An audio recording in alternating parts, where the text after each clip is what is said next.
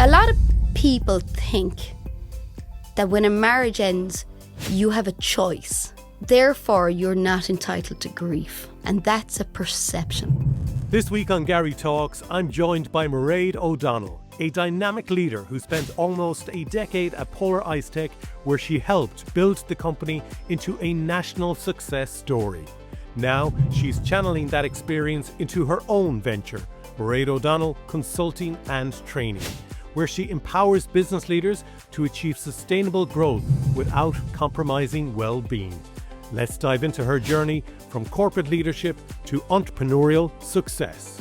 What I loved about Polar IceTech was the team. I was surrounded by great people. I had about €13 in my bank account and with a 9-month-old. And when you have nothing in the fridge and you've no heat and you've a very, very small baby, I made her that promise. I made myself that promise. We will never be here again. This is a GK Media podcast. Hey there, and welcome to another episode of Garry Talks. Before we dive in, a massive thank you for tuning in. Last year, Garry Talks hit #1 in Apple Podcasts Entrepreneurship category here in Ireland. And we even reached #3 in business. That's all thanks to you, our incredible listeners. This year, we'd love to go one step further and take that #1 business spot. So, if you can support the show in any way, we'd really appreciate it. Whether it's sharing this episode, leaving a review, or just telling a friend, every little bit helps.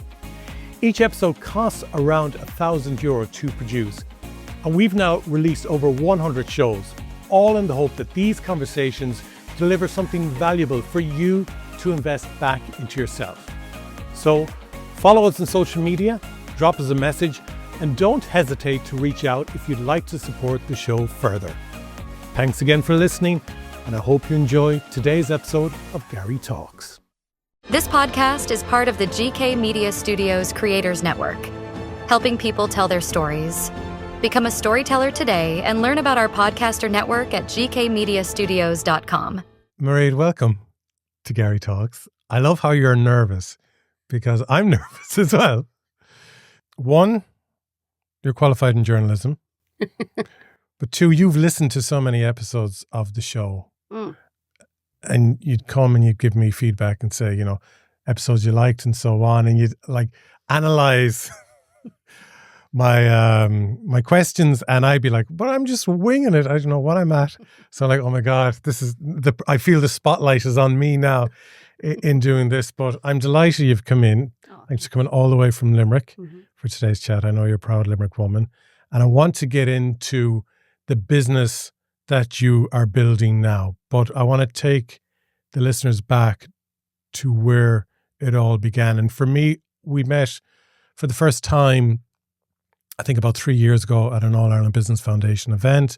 And I warmed to you immediately. You have this amazing energy. And I'm very much, I work off energy with, you know, people that I meet. So I might come to a conclusion that I don't like someone.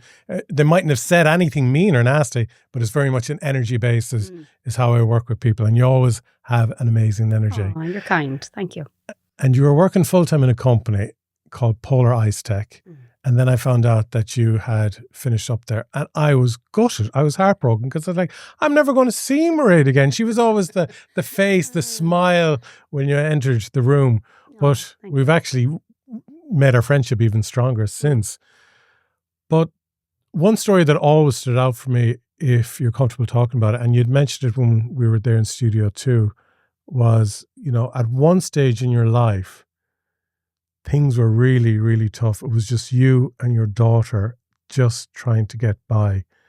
And I think it's important for people to hear the story, to see how far you have come now.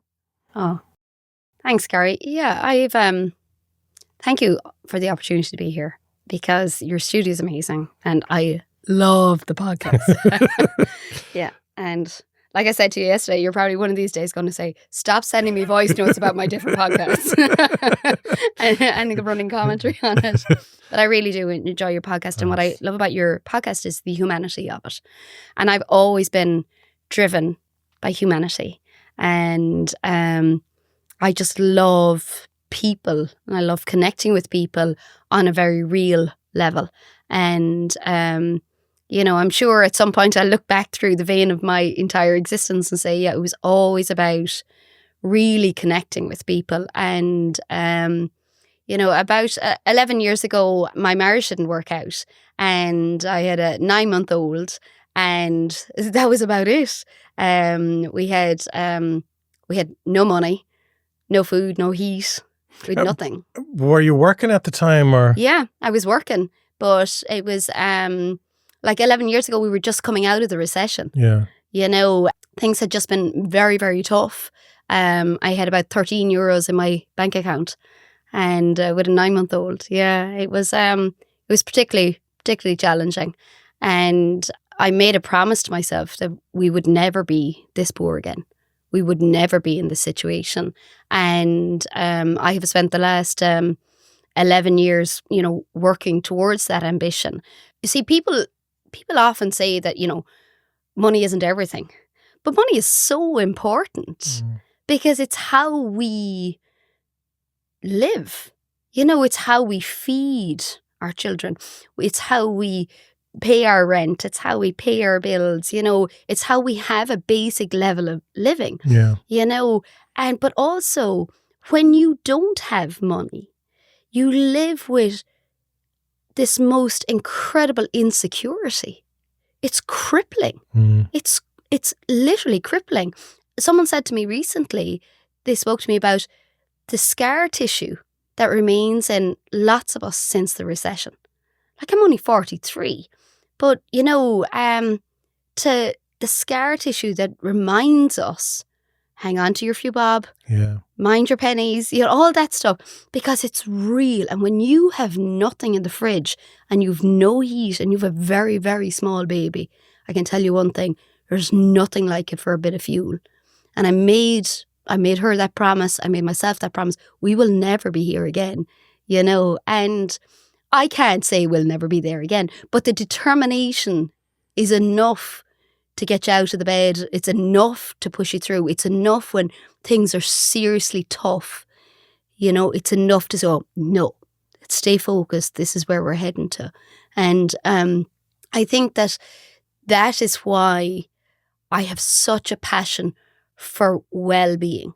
Yeah. And well-being in business, because nobody knew what I was going through. My own family didn't know what I was going through because I hid it so well. Now, they had an idea, but they didn't know. And that's why I've started this business, because business people and business leaders are in incredibly powerful positions because we can provide what somebody may not have had at home. Yeah. You have no idea what's going on in people's lives privately. You've no idea who didn't eat this morning, who didn't have enough petrol in a car to get here, who didn't have anybody at home to talk to. You've no idea what's happening behind people's. And now more than ever with the costs rising. Absolutely. But even beyond costs, with connection. Yeah.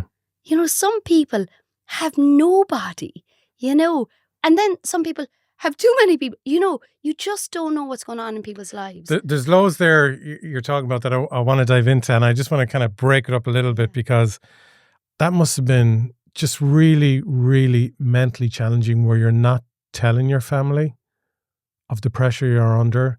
You're on your own with a newborn and you've nothing to string together. And that's a lot at the most vulnerable times in our lives, to have all that on top of you. I mean, can you recall those moments? Because I suppose with a child being so young, they're not fully aware of what's going on around them. So you don't have to play happy mom all the time. So can you remember the moments of just the two of you together and who you are then and what was going through your head? Yeah, I remember I would go upstairs and put her into the cot, and then I would come down and I would collapse on the floor in the kitchen and just cry and cry and cry.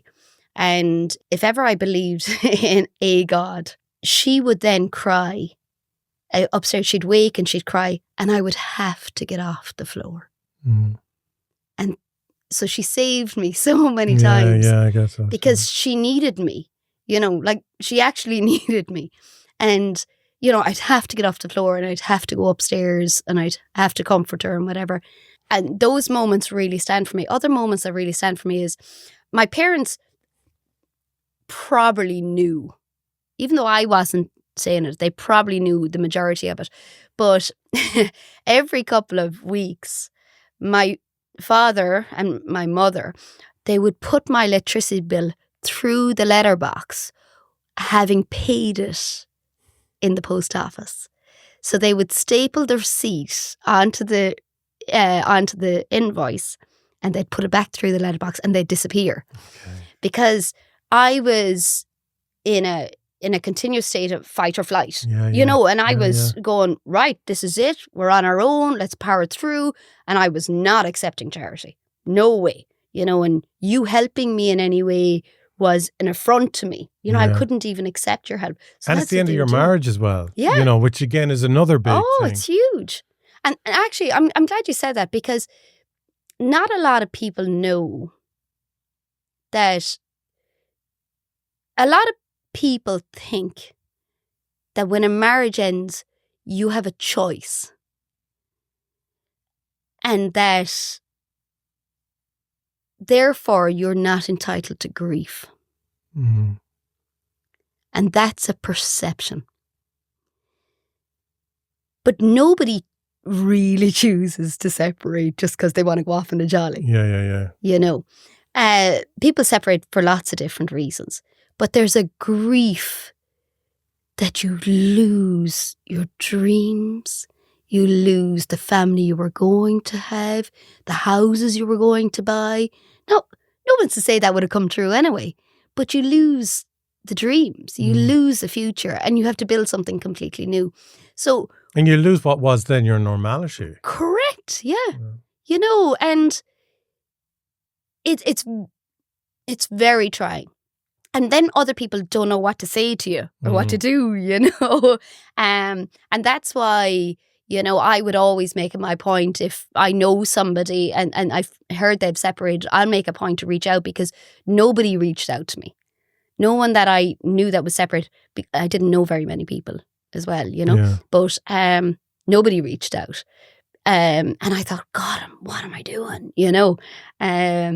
but in saying that, life has turned out pretty well, Yeah. So how? How did you end up being the success that you have become when you're, a single mother on the floor, bawling her eyes out, crying in the kitchen? Like, how do you get yourself up and out there? How do you rebuild the confidence, rebuild yourself? Yeah, well, I didn't initially. So I went back to work actually the day after we separated, and I was in work for about 11 months, and then I fell apart. I fell apart for 7 months. And my poor mother, oh my goodness, my poor mother, she would, for that entire 7 months, she'd say, are you going to get a job? Did you look at any jobs? She got love her, but I just wasn't able to work. So the 11 months was you just staying busy, so you weren't dealing with what you need to deal with. Yeah, I didn't. And then you just crashed. And then I crashed and burned. I had a very good position with a very good company, and I was let go. It was the only time I was ever in my career let go. And he did me a kindness by letting go. But equally, he gave me 2 months' salary, which he didn't have to give me. But I must have been useless. Really, when you think about it, I must have been absolutely useless at the time. But that's scary then as well, because all of a sudden there's nothing coming in. No? It wasn't scary. It wasn't. I was just so broken. Okay. It wasn't scary. At this stage, all the slaps of life that life was giving you at this stage didn't do anything to you. No, I was so beyond low at this point, But in saying that, Gary, I had no confidence. I had no ability. All I was doing was surviving, And I took 7 months out, and I volunteered at a nursing home for people with special needs, which is directly behind my house. And it was the making of me, because prior to all of this, I worked in journalism, and I worked with an MEP, so I would have been between Cork and Brussels, and I was in the media, you know, and I was well received. You know, people liked me. They thought I was well got, you know. And when I started working in a nursing home, they couldn't care less. They really couldn't have cared less. Yeah. And I spent my time in there either doing nails, or we would bake, or we would play games, or we would go for a walk, and they thought I was amazing. So they actually gave to me far more than, because they gave me space just to be. Mm. You know, they accepted me regardless of any accreditation I had or any. And I thought, wow, this is amazing. So took 7 months out, and then I went back to work. And when I went back to work, I genuinely, at the time, if you had asked me to answer the phone for you, I was terrified, because I said, I will not answer this phone right. I will not sweep that floor right. I had no confidence. But by going back into work and realising and contributing, I suddenly was, actually, I can do stuff. And then I started my own marketing company, and that went well. And one of my clients was Polar IceTech. Okay. And then that client turned into, you know, a full-time job. So I closed at my company. And what I loved about Polar IceTech was the team. I was surrounded by people, and by great people, and doing great stuff and innovative stuff, and, you know, in and out of all of the leading manufacturers across the country. Like, I mean, amazing stuff. Is it like an icing, industrial cleaning, environmental company? Yeah. So what Polar IceTech do is they clean what we call high value assets. So it could be anything like a process and production equipment, or a turbine, or electrical stators, for all the very large manufacturers. So it could be across food and beverage, or it could be in medtech or power generation. And so they clean with a thing called dry ice, which is the common name for solid carbon dioxide. It's an environmentally friendly, non-abrasive type of cleaning. It's innovative, it's cool, if you excuse the pun, but it's environmentally friendly. It's all of these things. And my job initially, I was in marketing initially, and then I went into customer engagement, and then I went into sales. Actually, I never went into sales, because in fairness to the MD there, I hated the word sales. And I was not going to work in sales. So he made up a title called customer engagement for me. So effectively, I was in sales. He was so patient, in fairness to him. And then I became the head of operations. Then I became the director of operations, and then general manager. And when I became a director of the company and everything up until January. That's all within what, 10 years? Yeah, within 9 years. 9 years, yeah. That's unreal. Polar IceTech is an innovative company, but Damien himself is innovative. He's really innovative. And in 2016, when I was there with him, and when he was asking me to come on full time, I said to him, I can't be in Cork every day. At the time, I had a 3-year-old. I said, I'm a single mother. I can't be in Cork. I'm not going to do that. And he was like, fine, work from home. It wasn't a concept in 2016. No, it wasn't. It wasn't in February 2020 either. Yeah. He said, no, work from home. And I was like, what? And he said, yeah, sure, we have all this technology now. We can just like call and do video calls and have meetings online and everything. And I was like, really? You know, and that was one of the reasons why I stayed so long. And over the years I was there, it was always so innovative and changing and adapting. And that's what I love. And, you know, it fed that hunger in me for change and progress and growth and all the rest. And ultimately then, you know, gave us the life that I was working towards, you know, which is amazing. But huge learnings along the way, from going with your expertise in journalism and marketing to doing sales or customer engagement, which you wouldn't have done before. And it's funny because you're helping me and supporting me now with sales strategies and so on, because the irony for GK Media is that a lot of our business is people coming to us because we're good at branding and marketing. So a lot of business comes into it, but we've never kind of gone out generating leads or sales ourselves because we haven't had to. And then Garry decides to build a second studio. It's like, we need to start generating sales. But you're working through that. And it's funny because I hate the word sales as well. And like cold calls sends cold shivers down my back and everything like that.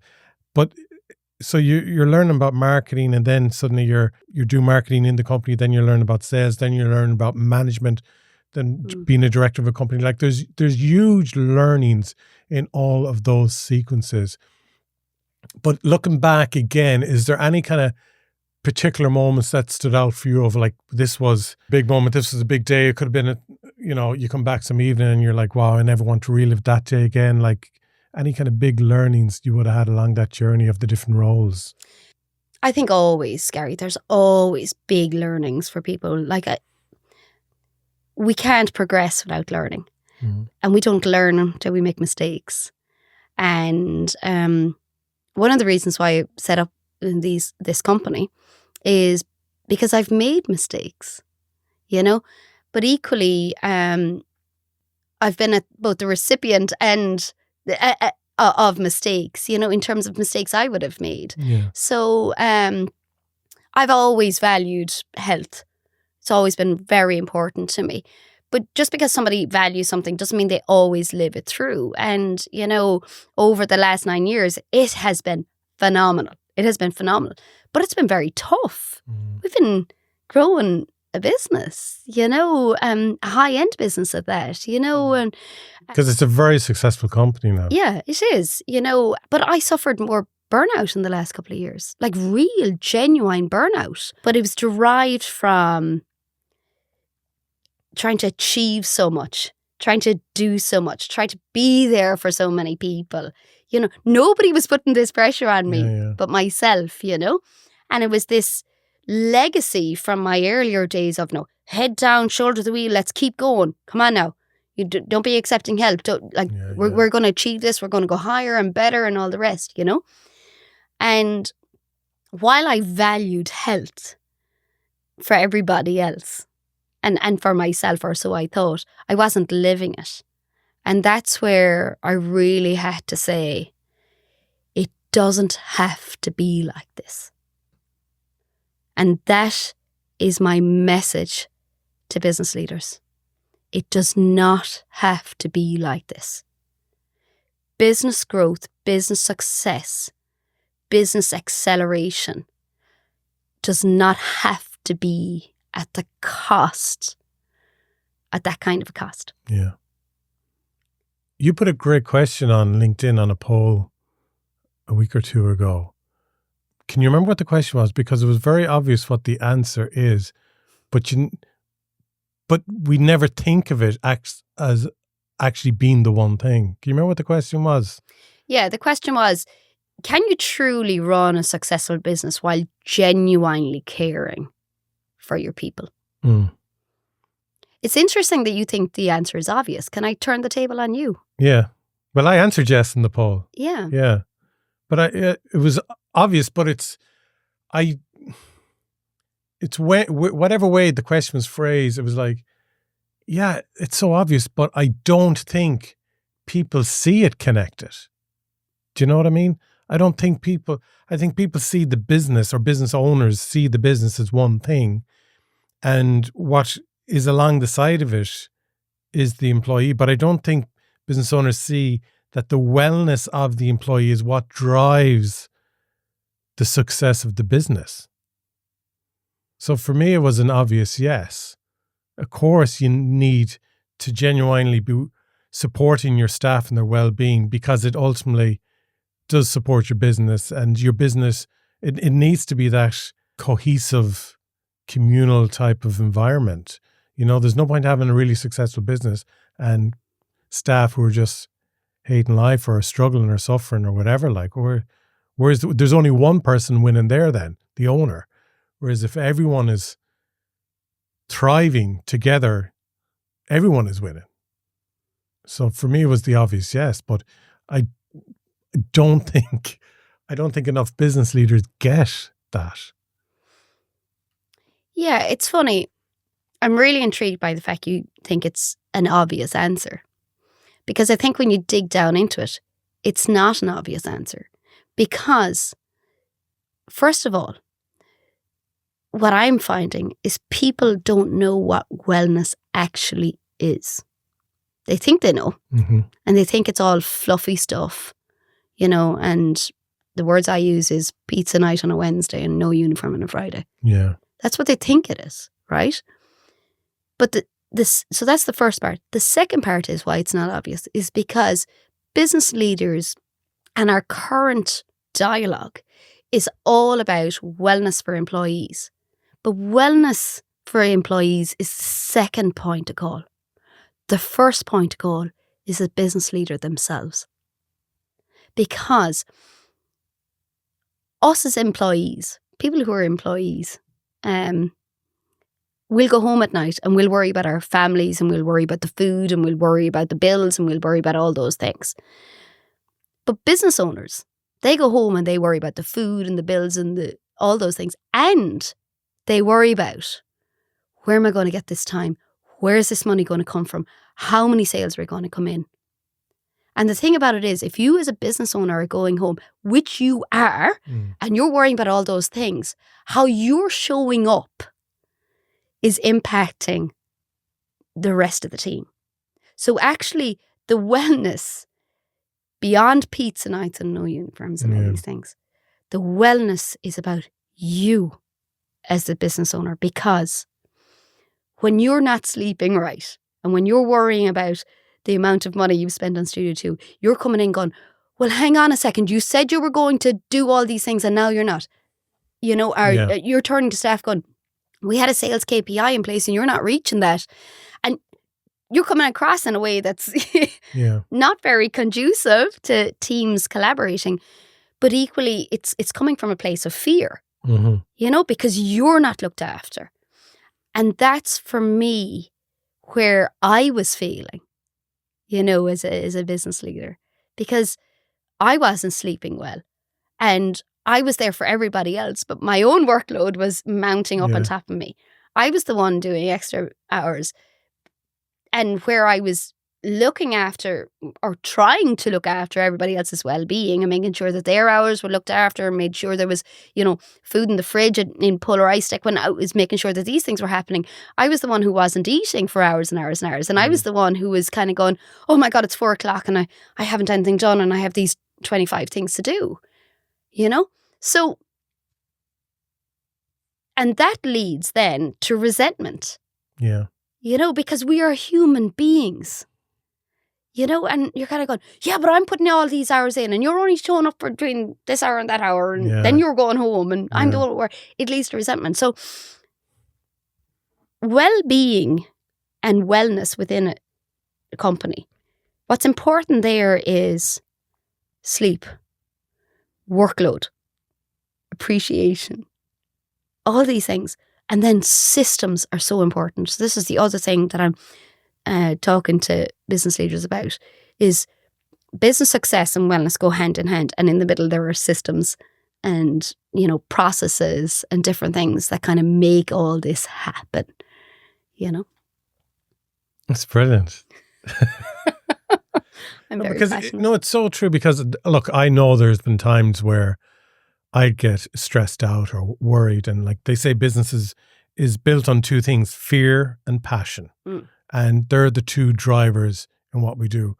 But sometimes, I'd be stressed out, and again, trying to keep it from everyone else. But then in conversations, or I could look back and say, oh, I see the way I sent that email, or the way I kind of pulled someone up on how come this hasn't been done yet. That's not really me, but that's, a rashy version or, a stressed out version of Garry. But it's, listening to you talk, it's interesting because I've always kind of seen I think, the well-being of staff benefits the business.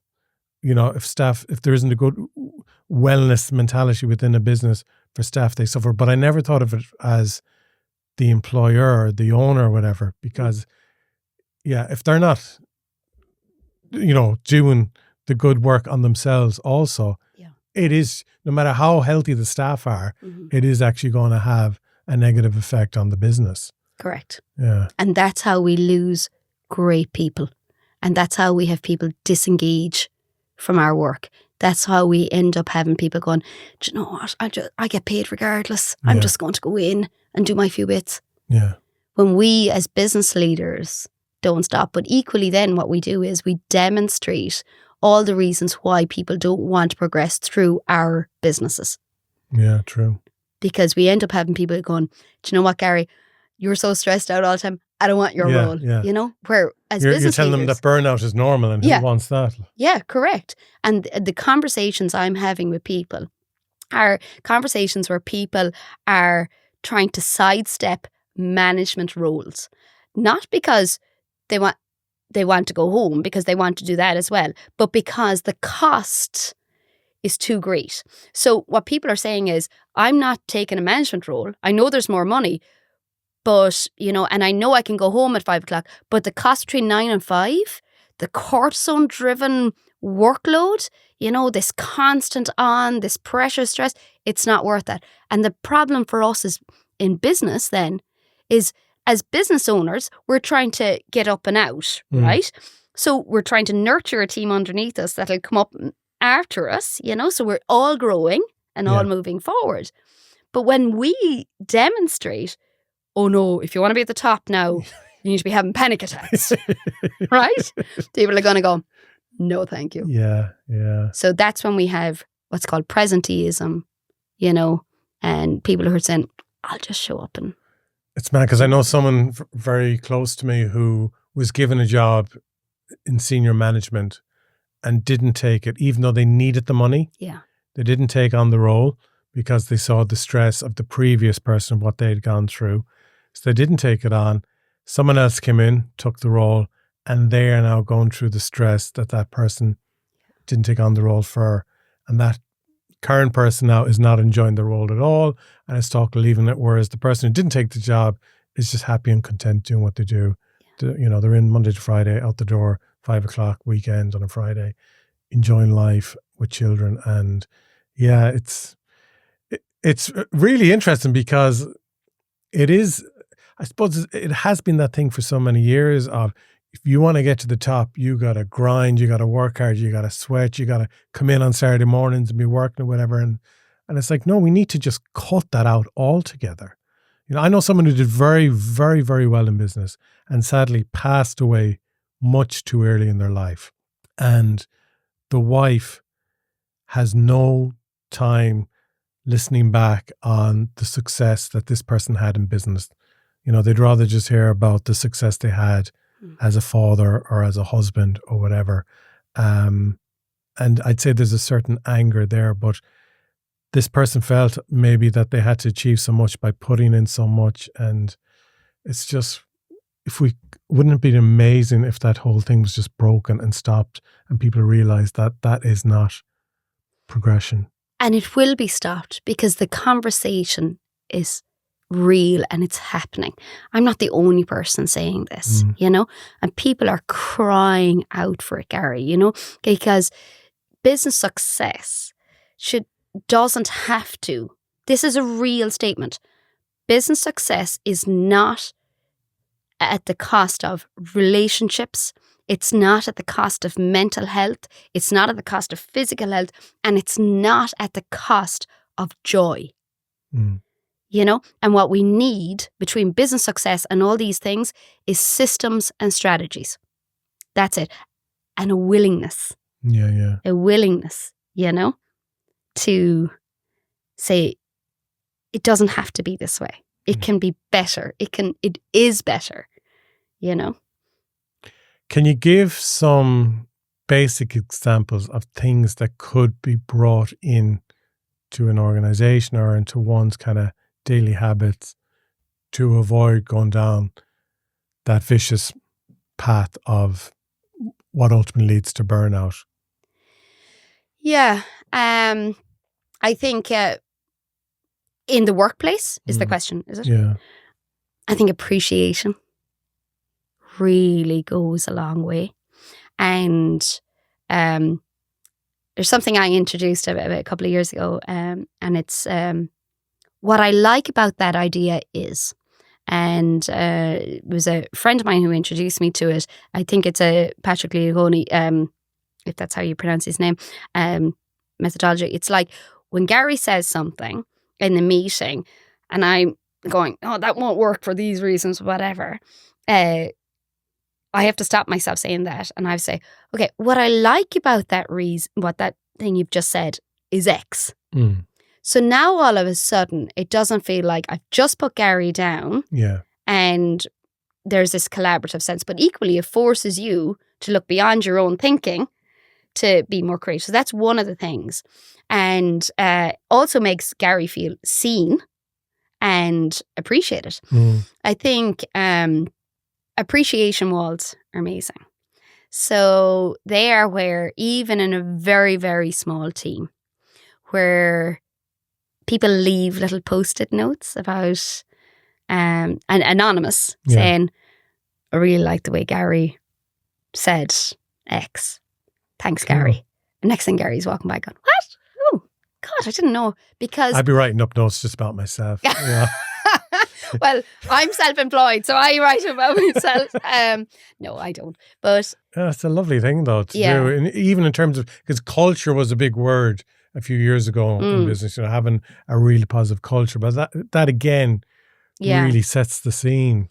Because it's because we don't know the impact we're having on each other. Yeah. And I think that imagine if there was a wall saying, Máiréad asked me how my mother is because she knows my mother isn't well or whatever, or she knows my mother had a tennis match or whatever. Máiréad asked me and that made me feel whatever. So thanks, Máiréad. And I'm going, golly, I don't remember who I said it to, but obviously it meant something to somebody, I think one of the other things is celebrating wins is really important. So this year, at the start of January, I committed to every Friday writing my wins. And when you start to write them, you're like, oh yeah, there was this thing. And oh, there was it. So you write the big wins. And as you're writing them, you start to see all the small wins. Because the real challenge with running a business, right, is that you're stuck in the minute to minute, right? And you're watching the amount of money you've just spent on another studio and the amount of money that hasn't come in yet to pay for it, right? But in the process of getting to the money coming in to pay for it, there are all these tiny little wins. Updated the website this week. Finally sent out those invoices. Somebody recommended us to somebody else. That's a big win. But, and from a wellness perspective, what I've started doing is I took my lunch 3 times this week. Yeah.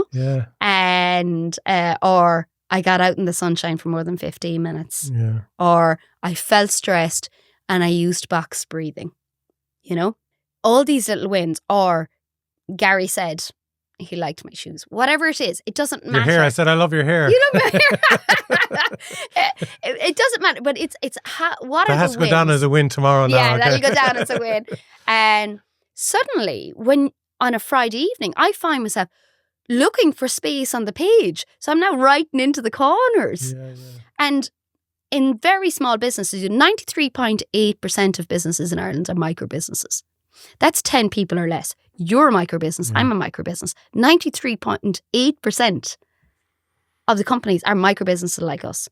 And we're so stuck in, oh my God, I must do that. Oh my God, I didn't do that. Oh, I didn't do that. Oh my God, another week gone. That's the way the weekends, isn't it? It's all kind of frustration. Yeah. Where actually, what about all the stuff you did do? What about all the wins you did have? Yeah. And I think that's, those are really small things. And the other thing I would say to businesses about wellness in particular is metrics. An awful lot of people go on with this. Sure, all that wellness stuff, it's only fluffy stuff. You can't add to the bottom line. But what's taking from the bottom line, and I don't know if you know these stats, but in Ireland, we spend 11 billion euros a year on not looking after wellness. 11 billion euros. Now, when you do the maths, at 93.8% of the businesses are micro businesses. So therefore, the 93% and 94% of businesses, micro-business, carry that 11 billion. When you do the maths, that's approximately 30,000 per year per company. So if you only have 3 or 4 people on staff, that number is much higher than if you have 10 people, that's 3,000 per person. Yeah. But if you're only 3 or 4, you do the maths on it, it's an awful lot more than 3,000. Yeah. And there's no business. I would love to find a business who could willy-nilly give me 33,000 Yeah. or 30,000 or whatever it is, And how do you mean it's money not spent on wellness? So what it is it's absenteeism, people who are out, Okay, It's verifying medical, doctors are spending on that. It's on replacing people while somebody else is out. Mm. It's on loss of productivity. Actually, yeah, it's on loss of productivity. And we lose 11 million days a year, and that's only Ireland. So 11 million work days are lost. Now you multiply that by an 8-hour day, that's 88 million hours. And Garry, I know because Fridays come around so quick in my week, I could do with a fraction of that back. Yeah. And people think, it's not tangible. It is tangible. We're spending it on recruitment. You gave that example there of someone who didn't go for the management job, right? What a loss to that business, because they had their recruitment costs and then they had the onboarding costs, right? And now that other person isn't doing well in that environment, so they're now about to have to repeat all those costs. Yeah. And they've all this bad will. Yeah. So metrics, there's a way to measure how wellness initiatives do in our businesses. And how amazing would it be that we were running businesses that were thriving and profitable and systemized and productive and yet made people happy. Yeah. Because even listening back there, I'm thinking of the last week was extremely full on for us. There was loads of projects that we were working on. So it was a long, busy week for all of the team. So I didn't get to do my healthy eating. It was like pastries and biscuits and all that bad stuff. Didn't get any exercise in, didn't get any walks in even. This week is very much the same, but for different reasons, because I'm playing catch up because I was away last week on other projects. So this week is a write-off in terms of looking after myself. And I know if week 3 was the same, I wouldn't be able to do it. But the productivity isn't the same as it would have been at the start of week 1 and so on. And it's like, I know you can have busy periods in life, but it's just not the way to be moving forward. Finally, you decided to go out on your own.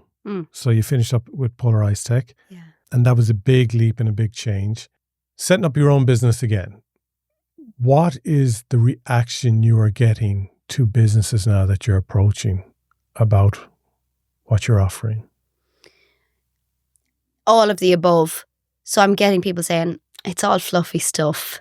It doesn't actually transpire to the bottom line. Or I'm getting people going, we just can't keep staff. Mm. Or we just can't get staff. Mm.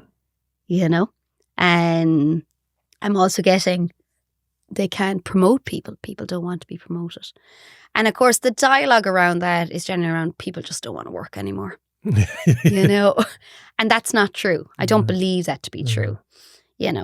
So that's what I'm getting from people. And yet I'm equally getting, it's so important. It's so important.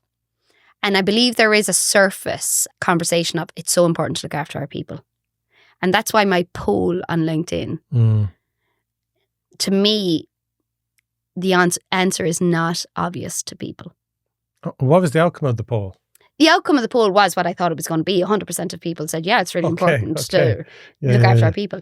But the thing about it is, when you come down to brass tacks, when you come down to, tight margins, tight on time and everything, wellness and looking after our people is kind of secondary.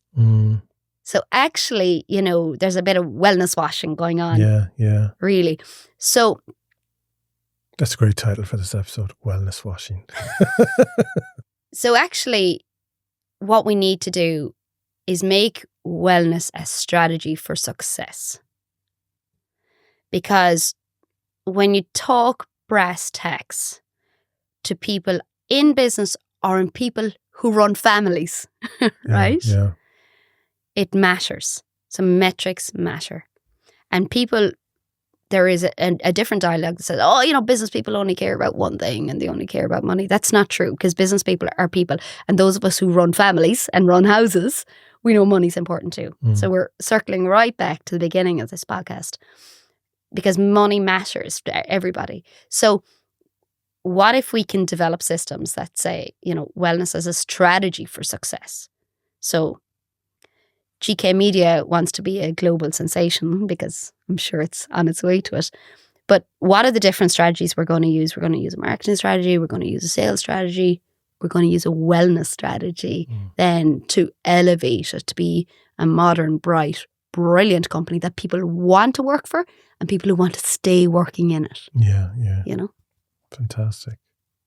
Are you enjoying the life as an entrepreneur?